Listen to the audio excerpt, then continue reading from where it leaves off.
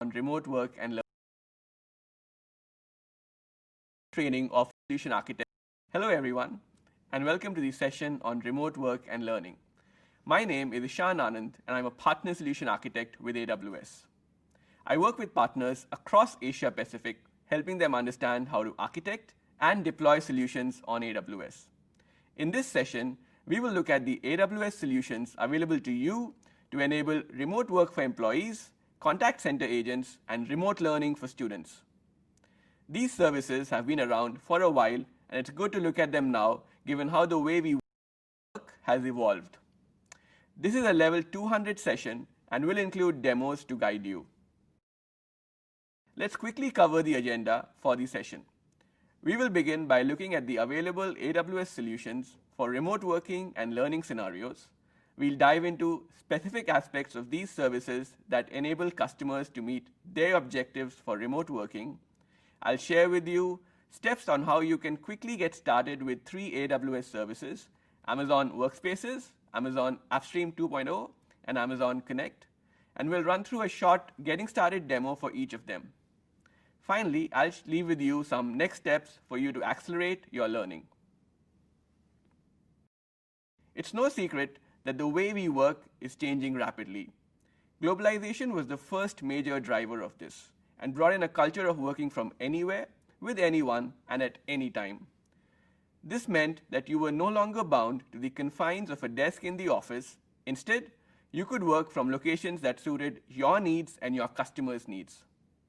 However, this also meant that organizations had to identify and develop ways for you to securely access data and applications remotely from any location. To sum it up, organizations want their employees to be productive and be able to work efficiently from any workplace and provide an environment for remote access to services and data which is secure and trusted. Many of the partners that I work with and customers have been asking questions around remote working. Depending on the vertical you work in, you would have definitely come across some of these queries as well. How do they enable remote access for employees and students is one such question. This is definitely a big change for students too, as they switch from classroom-based learning to virtual sessions. Shifting to this virtual delivery mechanism effectively and in a scalable manner is definitely challenging. Providing the means to remain productive is an important business need. And productivity is not just access to applications and data, but it also requires providing an engaging way to interact with each other using capabilities that we need: screen share, audio chat, video chat, and conferencing capabilities.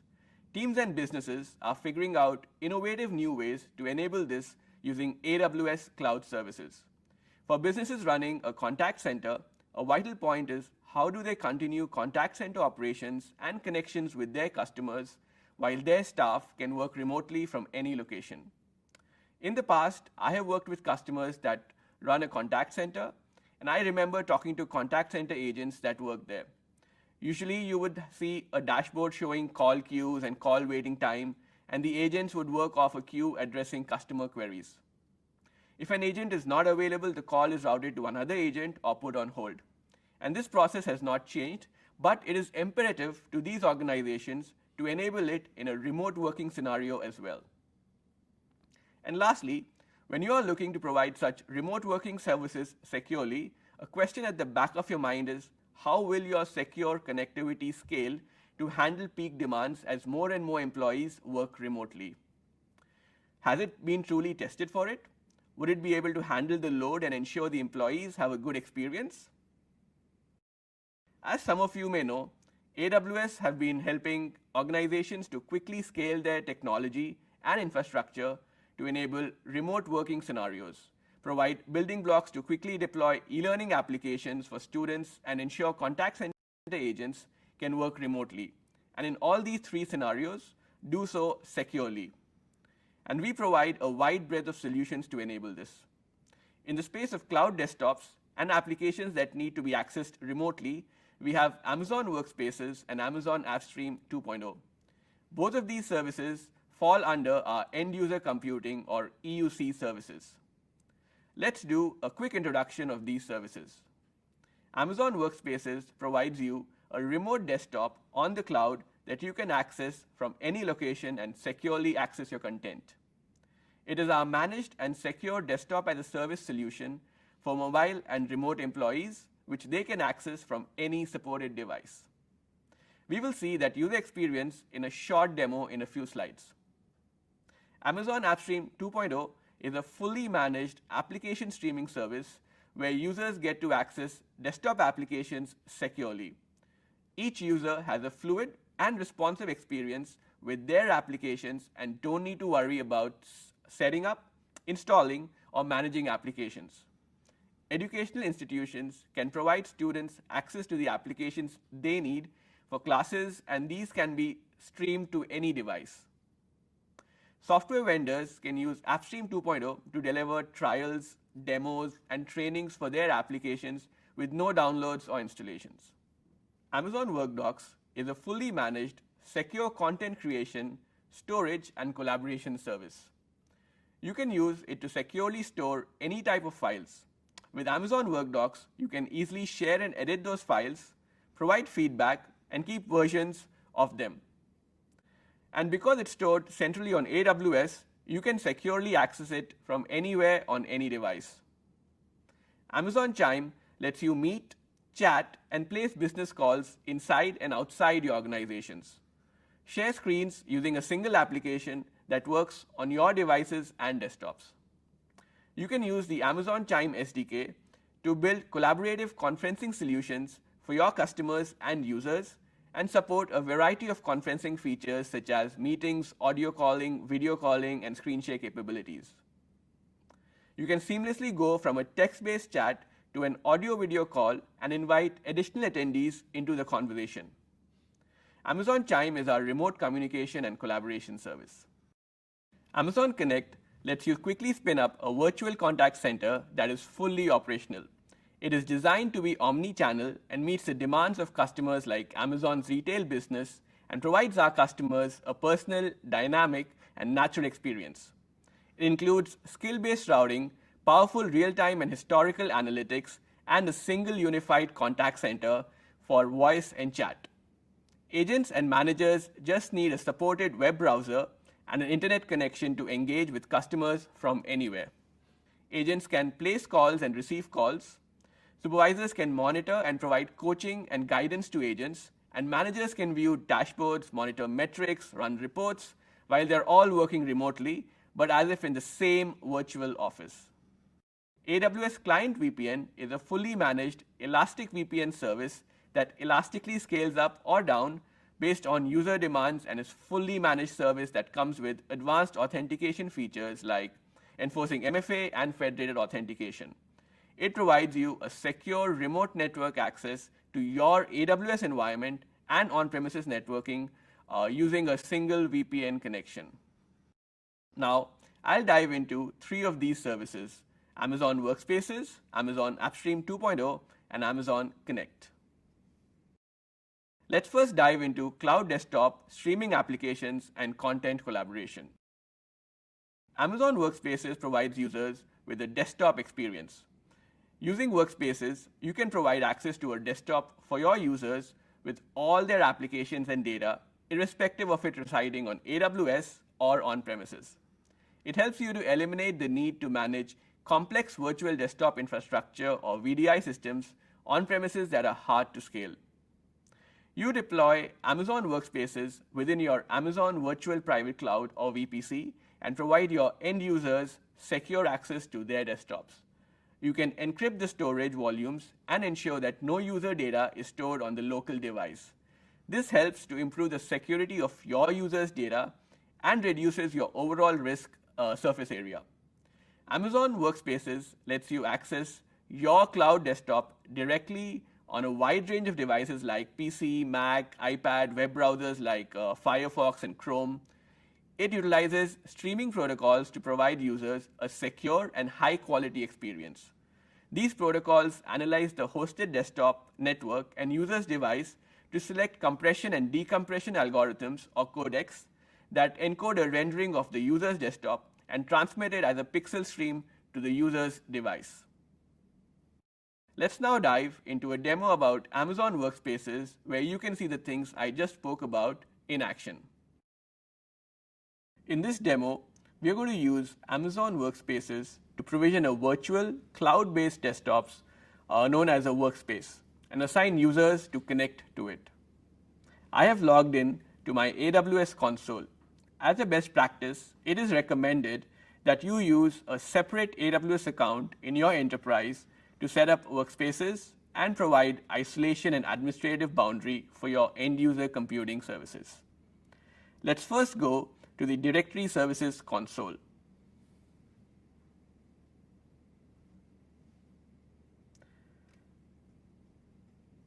We can use Directory Services to create a directory to store the credentials of users that will log into the workspace.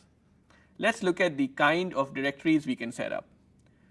We have the options to create an AWS managed Microsoft AD which runs on AWS, or we can create a simple AD if we do not need the advanced features of a full Active Directory, or if you already have an existing Active Directory in another account or another on-premises, you could use AD connector to connect to it.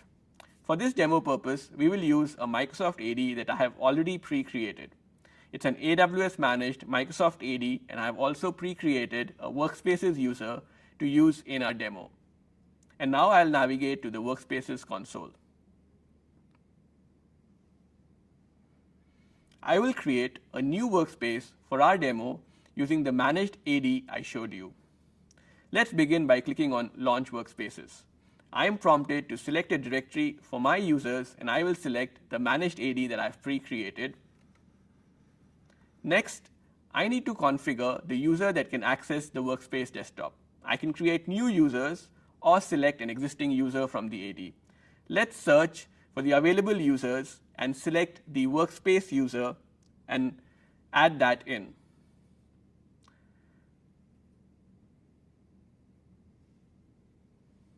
Next, I need to select a bundle.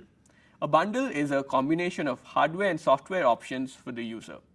I will select the free tier eligible Windows standard. You can see the other available bundles once I scroll down the screen, such as Performance, Power, Power Pro, and Graphics. We can also modify the size of the disks. Let's leave it as default. You can choose from two different running modes, auto stop and always on, depending on your preferences. You can also enable encryption for both the root volume and the user volume using the AWS provided Workspaces key. Following the best practices, let's assign a tag for our workspaces with key demo and value builders online. Let's review the settings. They look fine, and now let's go ahead and launch the workspaces. The workspace is being provisioned and is currently in a pending state. We can see the details of the workspaces while it's being provisioned.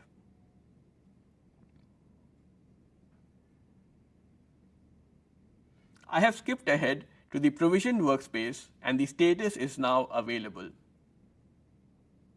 Now we can log into the workspace. Let's launch the workspace client and register our workspace. We have a registration code that's been emailed to the user. Let's put it in and click register. Once registered, we will be shown the login page where we can key in the credentials of the user for logging in. Let's put in the username and the password of the user and click sign in.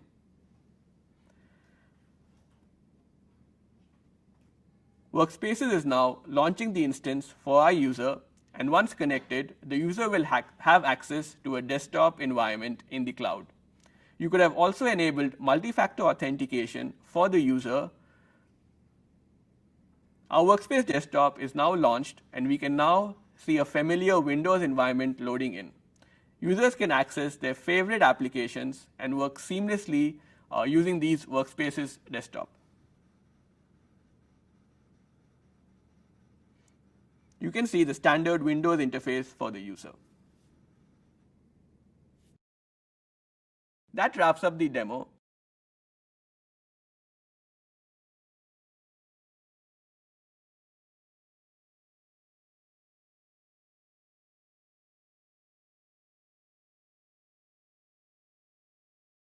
and we saw how easy it is to configure and launch your workspaces, connect to the workspaces.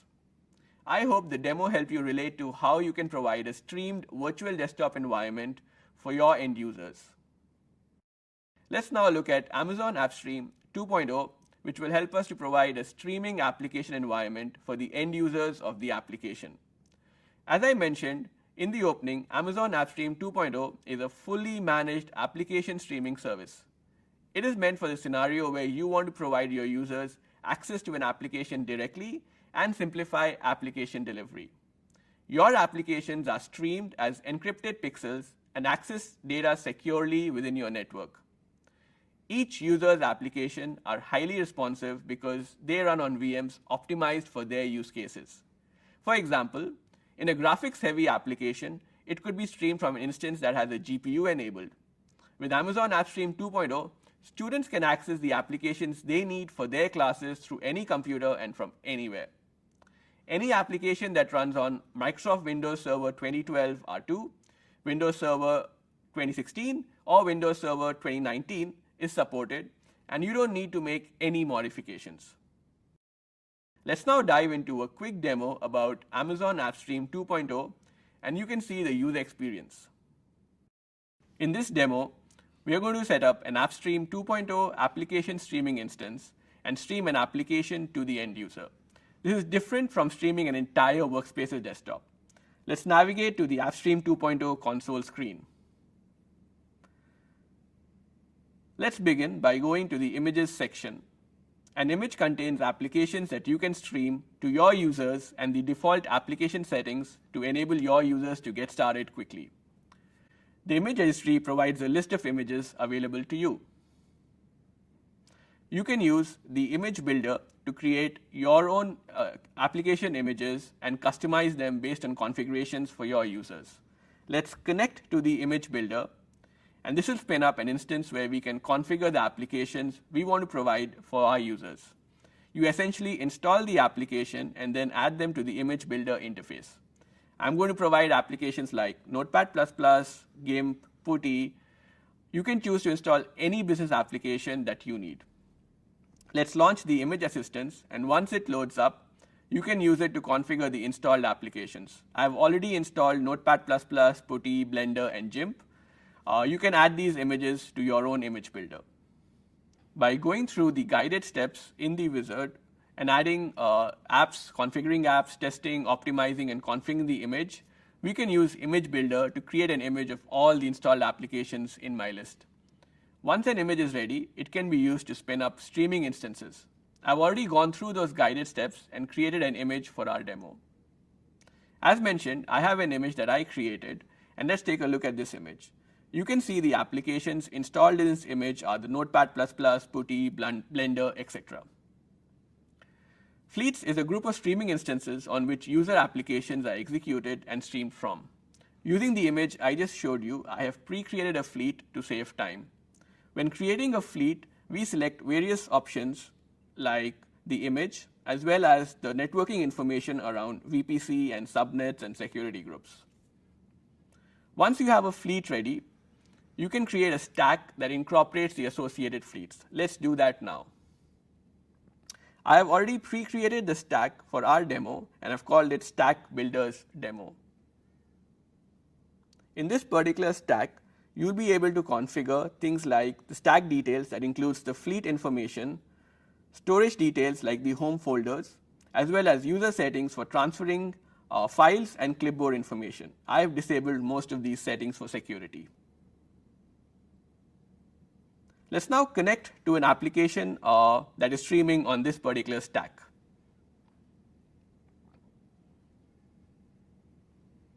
We will need to key in the credentials to log into this application.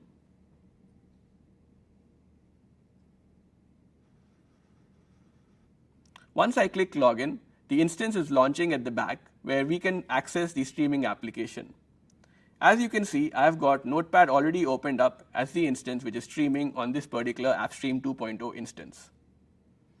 Other applications that I have installed can also be opened up. For example, we could launch PuTTY, or we could go and launch image editing software like GIMP. That wraps up the demo, and we saw how easy it is to set up an application image using Image Builder, use the image to set up a fleet of application streaming instances, configure a stack with user preferences, and end-user experience for accessing the application. Now let's switch gears and look at a service that lets you enable remote communication and collaboration between employees and with customers. Amazon Chime is a communication service specifically designed to enable you to work with your colleagues in a simplified and collaborative manner using text, audio, video services along with screen share capabilities. You can also use Amazon Chime SDK to build on top of existing applications to provide a real-time communication experience in a virtual setting. Amazon Chime is a modern team collaboration and communication service from AWS that makes it easy for you to communicate with people inside and outside your organization using voice, video, and chat capabilities. With Amazon Chime, you can set up online meetings easily and efficiently. Once you schedule an online meeting, Chime will call you on all your devices so you don't miss a single important meeting. You can use either the web-based client or native applications for desktop or mobile devices to join your meetings. You get expected features from a conferencing tool like creating chat rooms and @mentions for direct messages to specific participants. There is no limit to the number of users that can join a chat room. You can also add webhooks and chatbots to your Amazon Chime chat rooms to enable interactivity and post messages automatically. For example, using webhooks, you can post updates to a chat room like a build failed or require approval for proceeding with deployments. You can set up a virtual contact center using Amazon Connect, which is designed to be an easy-to-use omni-channel cloud contact center. You can easily spin up an Amazon Connect contact center within minutes, and you can operate it from virtually anywhere. It is an open platform that integrates with any system that your contact center relies on, such as customer relationship management systems, or a workforce optimization system, or a workforce management system. You can use AWS Lambda to access your backend systems to personalize the call experience and provide conversation history and real-time context to agents as customers switch between voice and chat channels. It seamlessly provides you core capabilities like handling incoming calls, managing outbound calls, call routing, and agent queues. One of the great advantages of Amazon Connect is AWS manages the telephony infrastructure for you. This includes carrier connections, redundancy, and routing. And it's designed to scale, so you focus on the business capabilities and not on the underlying infrastructure and related heavy lifting. Amazon Connect is also AI-enabled, and it has natural text-to-speech built in, which you can use to personalize messages in real time with Amazon Lex. You can also transcribe calls and show caller sentiment in real time to your agents. Now let's jump into a demo where I'll show you how easy it is to set up a virtual contact center using Amazon Connect and showcase some common flows for you. In this demo, we are going to use Amazon Connect to set up our own virtual contact center. We will add agents to take calls and enable inbound and outbound telephony. I am at the AWS console screen, and let's navigate to the Amazon Connect page.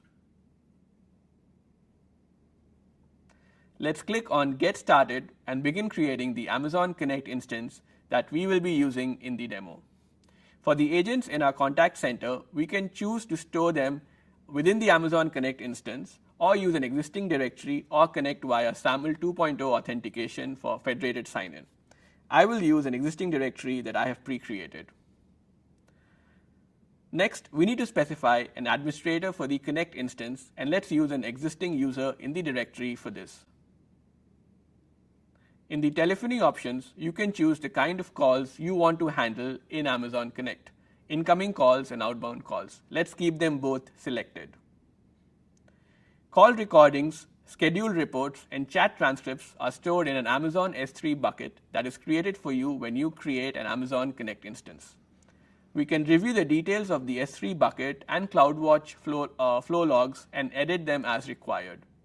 We can choose to customize this to use other buckets or encryption keys. And finally, let's go ahead and create the instance. Let's review this setting and copy the access URL for our Connect instance.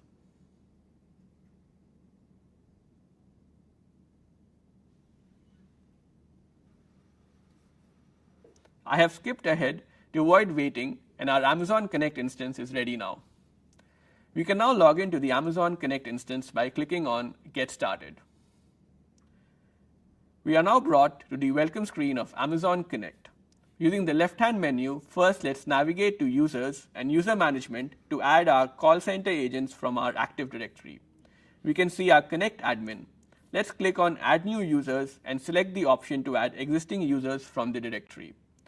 Search by the username to identify the users you want to add, and then select the individual users to add them to the Connect contact center. You can set the routing profile as well as the security profile to determine these users as agent. We will use the soft phone for the connectivity for these agents. Each agent is now assigned to a routing profile and now loaded into Connect as an agent.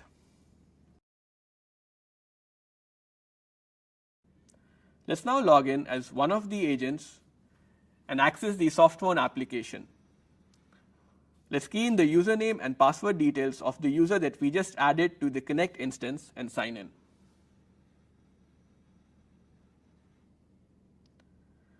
You will see the welcome screen for the agent specific view from Amazon Connect. Let's launch the soft phone application that will be used by the user to accept incoming calls and outgoing calls.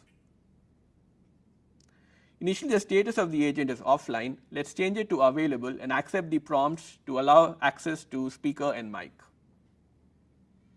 Now let's take a look at the real-time metrics of agents logging in to our Connect instance.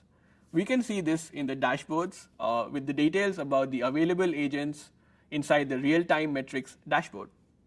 You can see user 1 has logged in and it's currently available and has been logged in for a duration of 17 seconds as we just logged in. Next, let's go to phone numbers and assign an incoming toll-free number. Amazon Connect provides capabilities to host both toll-free and direct dial numbers. You can use both types of numbers in a single instance. Select your country and choose your phone number, and then you can attach this number to your Connect instance. We can use queues to set up priority queues for customers with high loyalty points or billing queues for existing customers. Let's create a queue for priority callers now. We can set it for accessing different hours of operation. Let's just use basic hours for now. And we can define other settings. Let's add the queue. And now we see that the queue has been provisioned. Let's now look at a sample contact flow for where the contact calls are routed. We're going to look at the first contact experience for a user.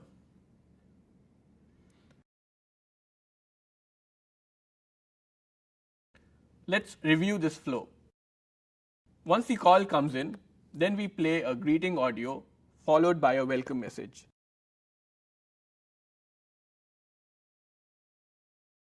We can see the details of the greeting audio by clicking on that particular box. For the prompt that's played to the user, we can also customize the text depending on our requirements. As the user goes through the call interface, they will have options to key in various inputs, and based on those inputs, the customer will be prompted to different flows or different queues. You can choose and customize this based on your needs.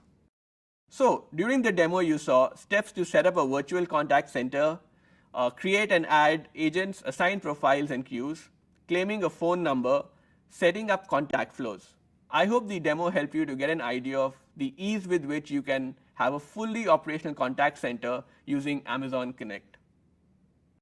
For next steps, I would recommend everyone to get started with trying out the services we spoke about.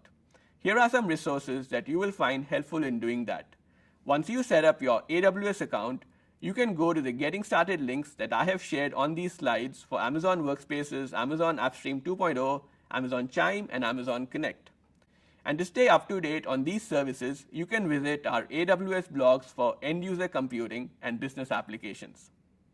AWS Digital Training offers you free on-demand digital courses that help you learn new cloud skills and services when and where it's convenient for you. Some featured courses that can help you get started on AWS include AWS Cloud Practitioner Essentials, Amazon DynamoDB for serverless architectures, AWS Security Fundamentals, and getting started with Amazon Simple Storage Service or Amazon S3. Register for the free AWS digital training at aws.amazon.com/training. I hope you found this session interesting and learned something new. A kind reminder